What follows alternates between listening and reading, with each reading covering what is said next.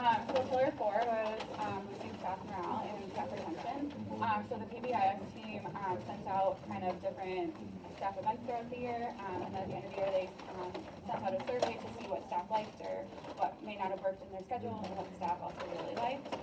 So on this side is stuff that maybe didn't really take off like the other events that they did. So it's like the secret pal, the corn maze in the fall, yoga, meeting for coffee in the morning, and butter games. Some people may not be morning people. And then the secret Santa. And then on this side is the events that staff really loved. So the parent-teacher conference meals. Filling the fridge. Right. Filling the fridge. So in our staff lounge, different like seltzers and stuff. So you would write a compliment to somebody in the building and you could take one.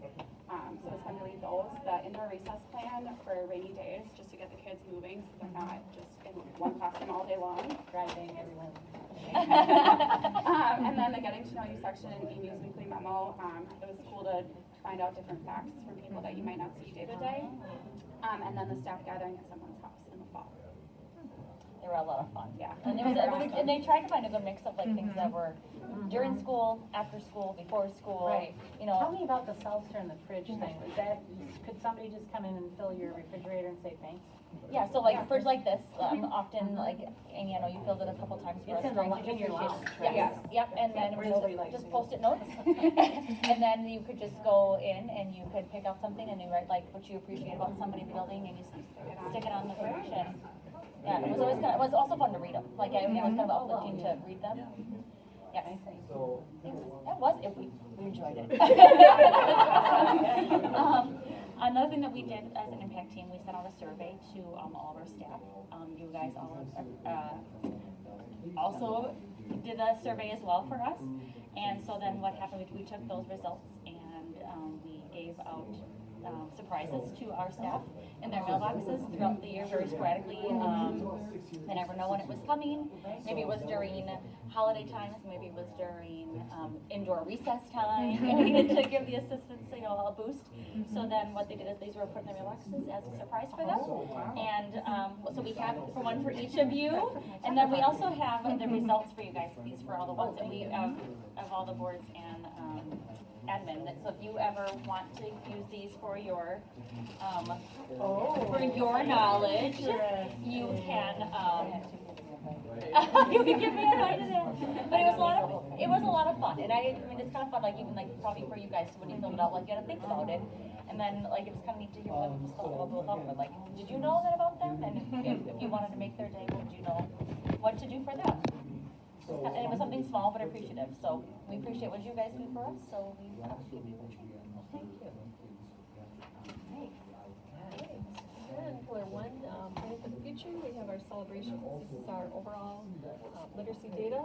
And the bottom is Lodi in the fall. Green represents students who are on and above grade level. And this is Lodi's spring scores, percentage. This is Wisconsin, and this is the national group, our national group. So, so kindergarten had 98% of their students at or above. And then for first grade, same thing. This is Lodi in the fall, spring. And then this is Wisconsin spring and the national spring. And this is second grade. So from fall to spring, Wisconsin and national. And so we recognize that the things that we've implemented over the past couple of years have led to this growth, and things like the Haggerty phonemic awareness and the phonics to reading program, our small group instruction, our wonderful teachers, which with all of that. And then our decodable readers, we are investing more in our book room and decodable readers versus our leveled readers. We have a balance of both, but these are the decodables that we are bringing in for kindergarten next year. So the first one starts with just basic CBC, that's about consonant words, and then it builds up to where they're reading, with more, this one isn't short, but with more dialogue in their text and punctuation, things like that, vocabulary increases. Super excited about this. And then this is for first grade, and the skills are on the back here, but they start with just pretty much one line of text, and then by the time they get through the third set of books, the amount of text has increased, vocabulary has increased, the comprehension level has increased, and so it's just gradually building that capacity for kids to sound words out, make sense of what they're reading, and they're fun, yeah. And I love that too, and I was looking at the pictures, I was like, oh, this could look interesting. Well, Like, as a kid, I would would really like want to to know do what's this. happening here. Your student that's like, I don't wanna do this, they're gonna get sucked into the pictures and then it's gonna be easy. But that's a bet. Yes, it is. It's a sick duck. How appropriate for Lodi Boxing. So, and then the last thing, just kind of highlight from the board report is thinking about some of the other things that we're doing that help as we're thinking about our big scorecards. Some of the other assessments or the other ways we're kind of monitoring to see how the students are making progress. So, for example, 4K, it doesn't have any of their data explicitly on the scorecard, but we know that what they're doing is instrumental for all the other things. So 4K, their goal this year was that 80% of students will increase their baseline letter identification by 10 or more letters. And they ended with 93% of the students making that goal. So with them focusing on those uppercase letters, and really a lot of it is even introducing some of the lowercase and the sounds, then that helps as you're going to kindergarten, which was sight words. Our goal was that 80% could read and spell the 30 sight words, and they ended with 80% of them reading. For first and second grade, we're looking more at the comprehensive reading, and their goals had to do with making 1 year grade level benchmarks. First grade wanted 80% of the students to make that. They ended with 95% of them making their goal, and second grade wanted 90%, and they ended with 95%. So as we think about those high impact strategies like Heggerty and think about phonics to reading, like small group instruction, all of those pieces are able to help with some of these other results that we've had with iReady. So, Great to see. celebrations. Isn't it great when you can see? Yes. Yeah, You're doing a great job. Absolutely. well, especially they set high bars anyway, but then they were able to get higher, Yeah. which is, And working as a team to really think about what are those pieces. So like when we Right. talk about the 4K, they're doing Heggerty 4K at the Right. beginning. So when those kids end the year, they started all of a sudden kindergarten, it's the same routines and structures that they're coming in, and so they're just building on. So, yeah. So, a lot of celebration. you guys are good. They're very good. Yeah. So. We're happy. Thank you, thank you so much. Thank you. Don't forget your treats. And And LES and OSC, we want to make sure that first of all, we kind of define what our environment is. And so we value a couple things. We value people, conversations, and growth. And along with that, we have high expectations, academic expectations, but we also try to provide a high level of support for our students. And our goal is not only to do that for our students, but then so that we can give back to our community. And so that's we focus this time on pillar 2 and on pillar 4. And so last time when they presented, I wasn't here, but they got to present this beginning part was the same. And so morning meeting and closing circle is really an important part to us being able to nurture the whole student, because this is the avenue that we use to be able to provide opportunity for students to gain their social and emotional learning. So we have our guidance counselors or our social workers who provide a lesson every 6 days. But this is daily. So when we talk about how we can develop those types of skills, this is the way that we do it. Obviously those lesson times are important, but this is our daily practice, and this is something that's become familiar to our staff, it's just an expectation for our students, and something that we've seen a great amount of impact with. So, if you look down here, this is some of the things that we've seen, some benefits, right? So, not only just building that classroom community, but a sense of belonging, provide space and skills and confidence to bring and address concerns, provide opportunities for students to take ownership and lead, and also work on being good followers, both are important skills. And then the satchel policy. So, you guys want to touch on more on how this looks in the classroom, or what the benefit of it is? I think the biggest benefit we talked about is it brings our class together as a community. We use it to help problem solve, but we also use it just to build a sense of togetherness in the classroom. And like we've mentioned before, by the end of the year, students are running it themselves. And so for kindergarten, Yeah. this is our It's a great benefit. percentage in the fall versus spring. And then this is Wisconsin average, and this is the national. They mature and grow. Kindergarten. Contribute into all this. They were far above the national average. So I have First to grade as say, I well. went on that huge, Fall to the spring. big field trip where they all went to, Oh, yeah? for the Civil War thing. And it was amazing because even from the beginning of the year volunteering in my grandson's room to the end of the year, some of the kids that struggled were just, you wouldn't have known to pick out who the strugglers were very much anymore, because it works. And at lunchtime, when it was time for people, they could just sit anywhere and be, they were in with everyone. There's no, I mean, I'm so proud of them. I'm so proud of you, you know, and I mean, the whole, you know, tribes training way back when was all about this, and it's like, it works. I mean, they work together. Yeah. There's not the odd man out. No. So you're not gonna see, hopefully, the violence come down the road later that happens with the odd man out. Well, and I'll say too, the reason that we picked, pillars 2 and 4 is because we've seen, it's been a focus of ours, but it's also an area that we have the most pride in right now, that we can say, as a building, students know that, even if they're in Mr. McNeil's class, there are students. And, not only for support and encouragement, but also for accountability, right? So if Mr. McNeil's not in the cafeteria, they still know that we have expectations, and we still care about them. And so a big part of that has been, through morning meeting, closing circle. And I say closing circle too because our 5th grade teachers have specials right away in the morning, and so they do their morning meeting at the end of the day, which is why we call it closing circle.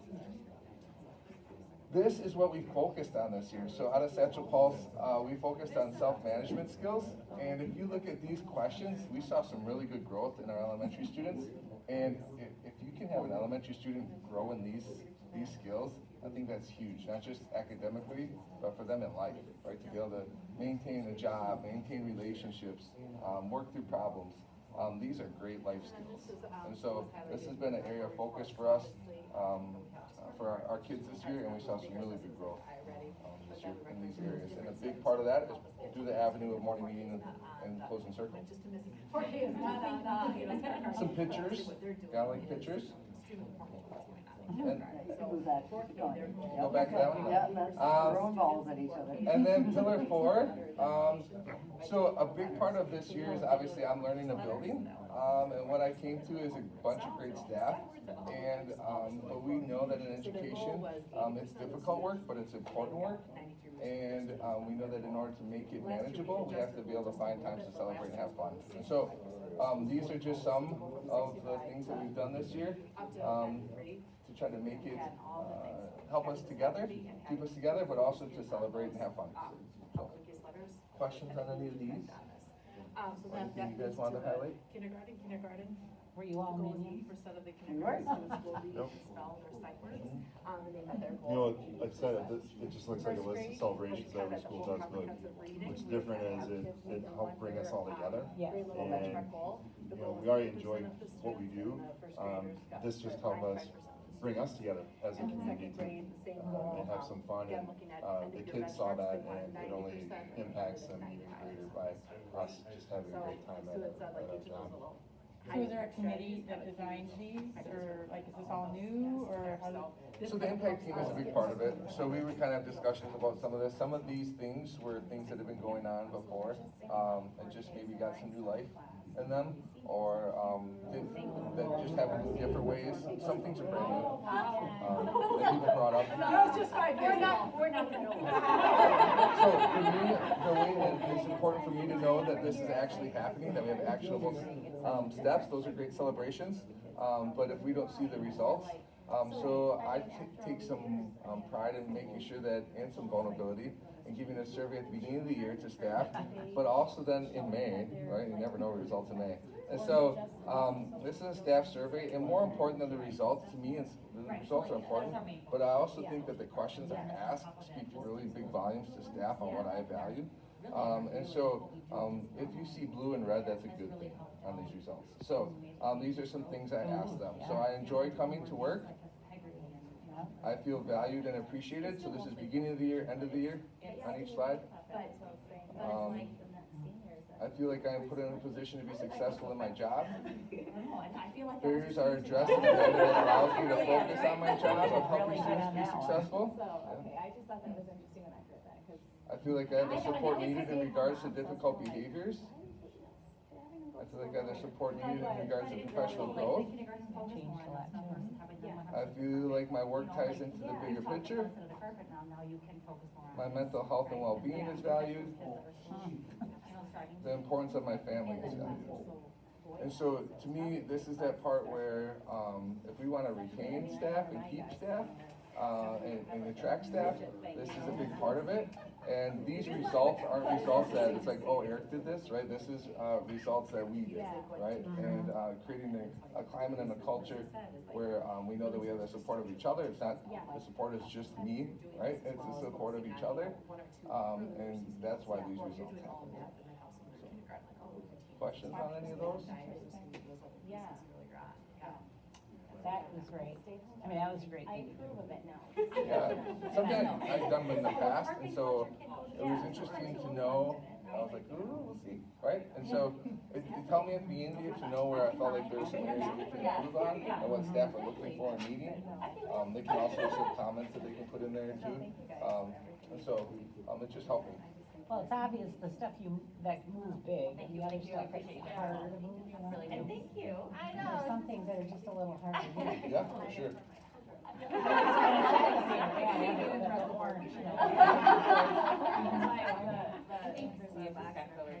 Quite optimistic. Probably pretty excited. Oh, Much definitely. bigger job. Doing a great job. We enjoy where we are at. Yeah. You should be. You should be very proud of yourself. Yeah, it's just, I mean, to me, I think that these are just important pieces to look at, even if they're hard to Right. move. Yeah. You know? Oh, yeah. Increasing the percentage of students completing the Zello lessons. And if you don't know what Zello is, do you know what Zello is? Or do you know what Zello is? Oh, yeah, awesome, great. Oh, you saw it all. Okay, great.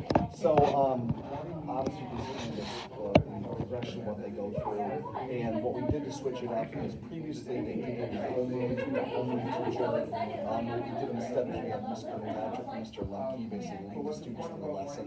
We had full homeworks come down to the LGI at a time during the lecture period, and then they led them through the lesson. And then also what they did, which was really critical, is you can see the numbers with that grade at the beginning of the year. And then what they did is they basically said, okay, we're tracking down, and Ms. Kirkpatrick and Mr. Lemke like really individually brought in small groups of students to do the Zell lesson. So the numbers went up considerably in the second semester. So now we've kind of got them like doing it, which is great. I want to mention this by the way. Just as an interesting aside, I have a good friend that lives in Wanakee, and she has a business with 3 other women that does this professionally as a private sector business. They charge $150 per hour, and they have a full load of kids that they start doing like this career planning. So really pretty cool that our kids get to do this for free, in school. And that's the next thing is like really trying to convince, because some teachers can be cynical, right? That's the next step is like convincing those kids that this is really important to do, to take it seriously. And also what we're gonna do is like survey the kids to see like how seriously are they taking this, how much do they find it effective, and so, see the effectiveness of the program. That's kind of the next steps to do. All right. The other pillar that we're talking about is pillar 4. District workforce. So one of our flex strategies that the high school impact team came up with this year was to complete stay interviews with all of our staff. So whenever we have a staff member who leaves the school district, we do an exit interview. And hopefully we glean some information, but what oftentimes happens in those conversations is you learn things and you go, well, you come to us and let us know. So this provided that avenue for staff to engage in a one-on-one dialogue. So Mr. Jelnick and I split up our staff, and each one of us sat down with a staff member for about 30 minutes to go through a set of guiding questions. We then took all that information and brought it together with our impact team, every staff member. So yeah, it was a significant investment in time, but wonderful conversations, right? And things, right? I think the question set that we had, which all of these other questions that we asked, led to conversations that unearthed little nuggets. Or what's here is really like our impact team that took that information to develop themes. And some of those themes are not going to be new to you. You've heard them at listening sessions or things sometimes that you've already addressed. But it also helped us troubleshoot some of those one-on-one things that maybe otherwise wouldn't have come up to. So the first question that we asked was, have you ever thought of leaving Lodi High School or the teaching career field in general? And we had quite a few staff who answered yes to each of those, that they've either thought about leaving for the private sector or leaving to a different school district, and that almost universally came down to being able to make more money elsewhere. That was one of the big things that came up sort of throughout those conversations. Staff staying really had to do with, they feel like this is a pretty awesome place to be, and feel like we have a positive school climate, and that we have a really supportive set of students and staff in our community. I don't think we had a single staff member who said they wouldn't recommend Lodi High School as a place to work, which is really awesome, especially knowing that people have thought of leaving, but overall, this is a place that they're recommending. And that really came down to feeling like we have a really supportive, tight-knit, family-type staff. We feel like we have pretty good kids. A lot of staff members talked about the small community opportunities, and right, we're sort of a small district that has a lot of opportunities similar to a bigger district for kids, and they feel like that's really important to give our students a really awesome experience. They felt like admin is supportive and positive, and that they have trust from the board. And again, the negative that came up was pay, not only pay, but also looking at the pay scale. And right pre-Act 10, there was a salary schedule where you sort of knew where you could end up, versus it being a little bit more of a mystery. So that was one of the things that just came up as, again, a pretty common theme. Things that would make staff's job more satisfying. I would say one of the themes that came up in this is just making sure that we're treating them like professionals. So more opportunities to connect with each other and connect with other departments. Improving our processes around behavior management for students. Again, pay and compensation came up. More flexibility with time, and really they centered in on professional development days and making sure that we have enough time in there for staff to right. And so I think, you know, they just, every staff member knows the biggest thing on their plate, and it's different in trying to give people time while also having those initiatives that help move our district forward. And one other thing that came up quite a few times was the idea of professional hours. So right now in our handbook, it states that the workday is 7:30 to 3:30, and staff really feel like that's an antiquated thing and sort of factory-esque, and a lot of staff are giving time beyond those hours, and it almost feels undercutting in a way that makes sense. So, one of the other questions that we asked was how staff would like to be recognized. The number one answer was, you don't need to be recognized. I just love those coffee with a little milk. Yeah. Oh, Yep. Oh, I know. And there's such excitement when they coffee go. Yep. And a lot of staff brought that up. And can I say something? What I love about it the most is that it's in front of our students. It is. So like the students are like, oh, like our adults in the community are actually recognizing my teacher right in front of me, and so like it helps to like build my cachet with my students, because like so like he's actually important up there. I really love Right. And I was in one of the rooms one day when they came in, it was like, oh, when we were on our way to go somewhere, and we still 18, we all got our stuff, and the kids were helping. Oh yeah, that's great. Yeah. That's great. Yeah. There's an excitement in the building when There is. for everybody. So the other thing that came up from there was, again, with salary and compensation, and looking at that as a measure to recognize people. One of the really interesting conversations that came up had to do with flexibility and work-life balance. A lot of staff talked about how they got into education was they wanted to have a purpose, and they wanted to be a part of the community. And then on the flip side of things, sometimes they struggle shutting that off, right? And they're at the football games and in town seeing students, and so I think that that's something that we need to continue to look at. Also, you know, subbing and subbing for colleagues this year has really been challenging, and I think. Now, did that get better than last year at all, or is it the same? I would say it's the same. Okay. Yeah, I would say there's an email 4 out of every day. Yeah, I could sub probably, like I had subbed in the second month prep, I could have subbed probably 80% of the days of the school year. About 1 to 2. You know, that gets wearing, because I remember working part-time at the hospital, and I'd always, every day I was off, there'd be a call, can you come in, and it's like, Well, and that, you were guilty if you didn't, and if you did, you were pissed, and it was like, that Well, and part-time that's, work and doesn't that's, go away. and that's one of the things that actually, the flip side of this is like the teachers, some teachers talked about how they felt so terrible taking a sick day because Right, they knew. because they knew their colleagues were gonna get hosed Yeah. and have to sub for that. Yeah. And so they literally were like trying to avoid taking oh, I sick know, day. I totally. Lastly, we just had sort of category for catch-all of other things.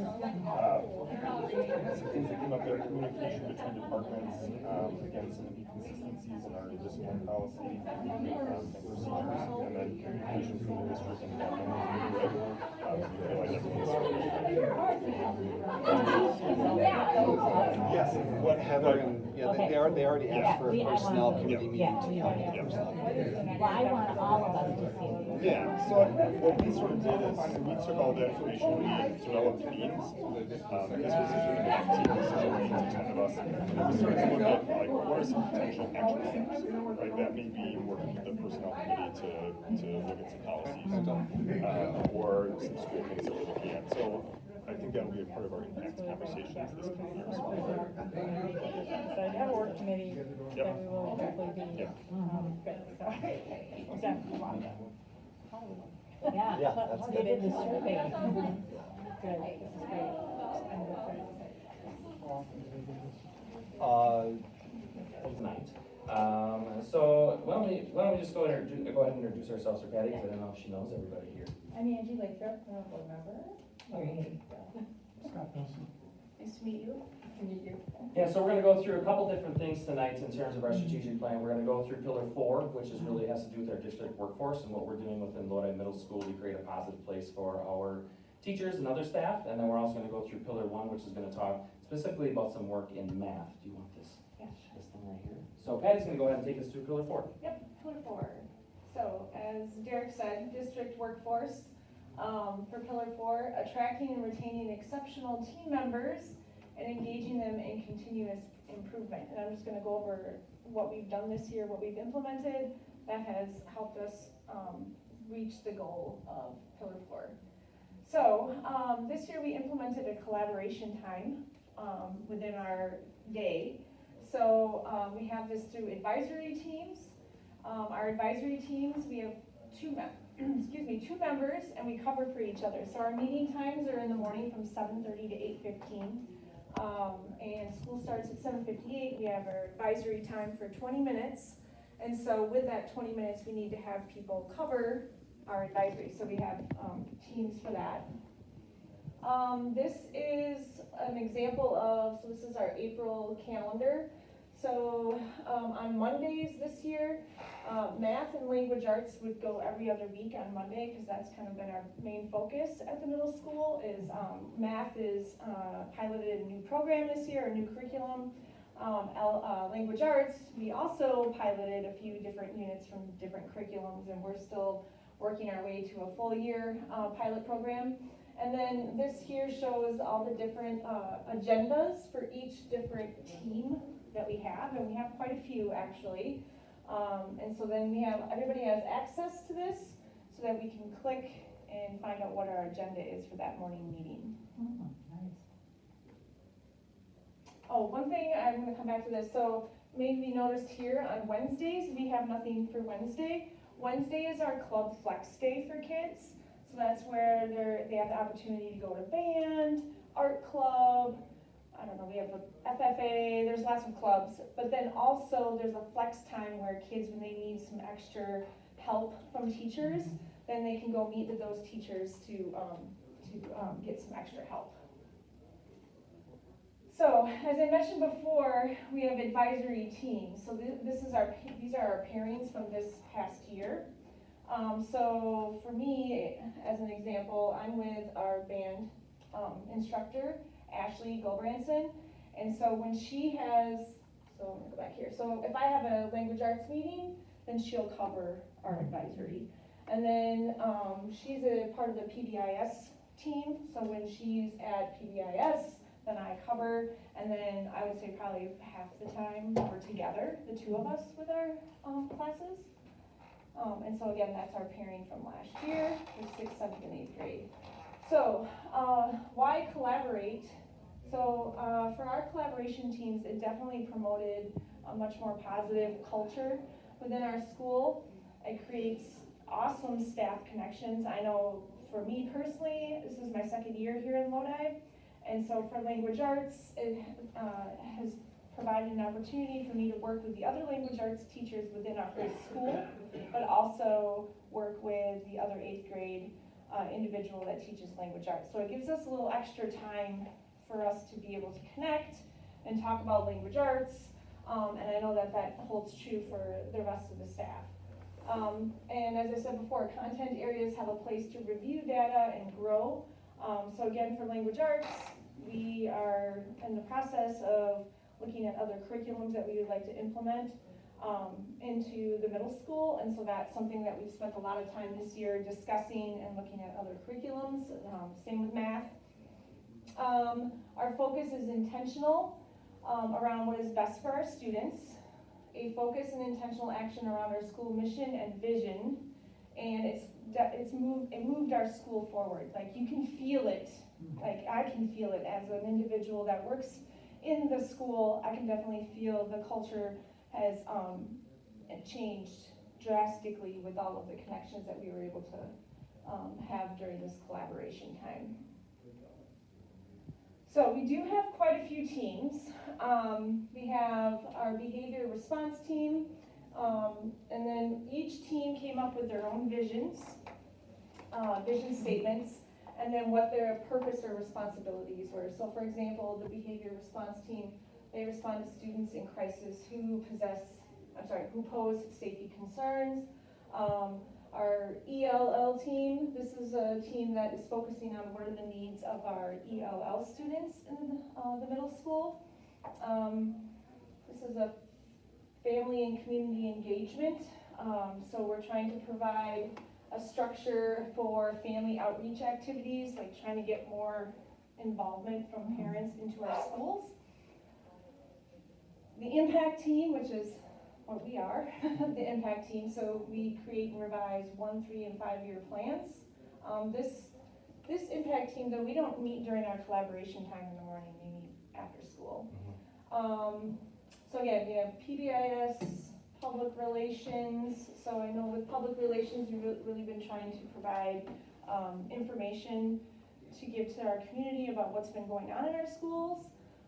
And then have it in our school. So one thing I know that they've been talking about is having a TV like this in the cafeteria area, so like it has our announcements and pictures that can just kind of scroll through, you know. So when people come into our school, because we do, so many things are held on the weekends, right? Like ball games and whatnot, so other people are coming in so they can see all the cool things that we're doing at the middle school.